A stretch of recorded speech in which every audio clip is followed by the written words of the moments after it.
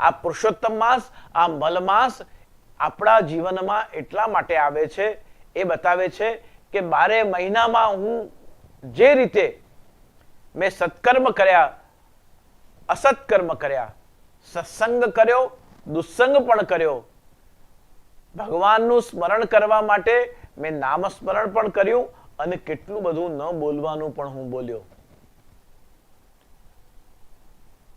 કેટલું બધું મેં મહાપ્રસાદ ગ્રહણ કર્યું, ભગવાનનું અર્પણ કરેલું મહાપ્રસાદ, ઘરે બિરાજતા ઠાકોરજીનું, શ્રી દ્વારકાધીશ પ્રભુ મંદિરમાં બિરાજતા આપણા પ્રભુનું આપણે પ્રસાદ લઈએ તો આપણે કહીએ કે આપણે ખાલી ડિનરમાં જઈએ છીએ, કે આપણે લંચમાં જઈએ છીએ, કે આપણે હાઈટીમાં જઈએ છીએ, કે આપણે બ્રંચ કરવા માટે જઈએ છીએ, એમ નહીં. આપણે મંદિરમાં તો જ્યારે મંગળાથી શયનની વચ્ચે કે ઠાકોરજી પડી જાય પછી પણ જ્યારે પણ મંદિરમાં કંઈ પણ અર્પણ કરેલું આપણે લઈએ છીએ એનું નામ પ્રસાદ છે. અને પ્રસાદ ઠાકોરજીનું મહાપ્રસાદ એ ક્યારે પણ, એ પછી ઘરનું હોય કે મંદિરનું હોય, ઠાકોરજીનું મહાપ્રસાદ ક્યારે પણ ખાલી શરીરને સ્વસ્થ નથી રાખતું, ખાલી શરીરને બલ નથી આપતું, ખાલી શરીરને વિટામિન્સ પ્રોવાઈડ નથી કરતું. આપણે જે ફૂડ ઇન્ટેક લઈએ છીએ એનાથી ખાલી શરીરને બલ મળતું હોય એવું નથી. પણ જ્યારે એ અન્ન સાથે આપણો ભાવ ભળી જાય છે, એ જમવાની અલગ અલગ વેરાયટીઓ સાથે જ્યારે આપણે ભક્તિનો રસ અને પ્રેમ ભળી જાય છે, ત્યારે એ જ આપણી ગુજરાતી થાળી, એ જ આપણા ફરસાણો, એ જ મિષ્ટાનો આપણા માટે મહાપ્રસાદ બની જાય છે. શ્રી ઠાકોરજીને જ્યારે અર્પણ કરીએ છીએ ત્યારે આપણા માટે એ પ્રસાદ પણ મહાપ્રસાદ બની જાય છે. તો એ મહાપ્રસાદ જ્યારે આપણે લઈએ છીએ એનાથી આપણું શરીર સ્વસ્થ થાય છે.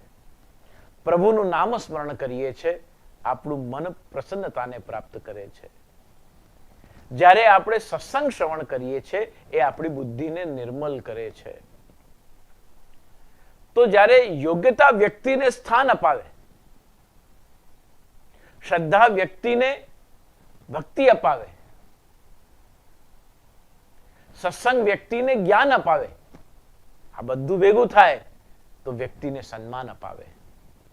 અને આ પરિસ્થિતિનું નિર્માણ જ્યારે મનુષ્યના જીવનમાં થાય ત્યારે 3 કેટેગરીઝ છે આપણી.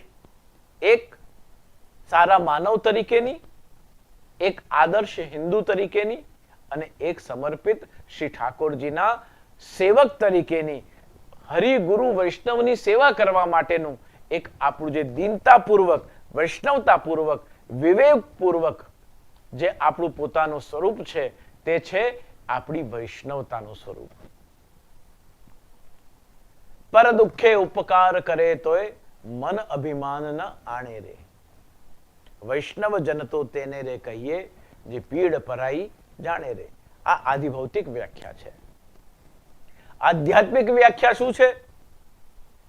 તુજ સંગે કોઈ વૈષ્ણવ થાય તો તું વૈષ્ણવ સાચો રે, તારા સંગનો રંગ ન લાગે ત્યાં સુધી તું કાચો રે. આ એનો આધ્યાત્મિક અર્થ થયો. અને એનું આધિદૈવિક સ્વરૂપ શું છે? તો આધિદૈવિક સ્વરૂપ છે કે જીવ પોતાનું સ્વપરિચય પ્રાપ્ત કરે કે હું કોણ છું. હું આ મારા પિતાનું નામ છે, આ મારા માતાનું નામ છે, આ માતા પિતાનો હું સંતાન છું. એ સંતાન છું એ તો મનુષ્યના શરીરનું આઈડેન્ટિફિકેશન થયું.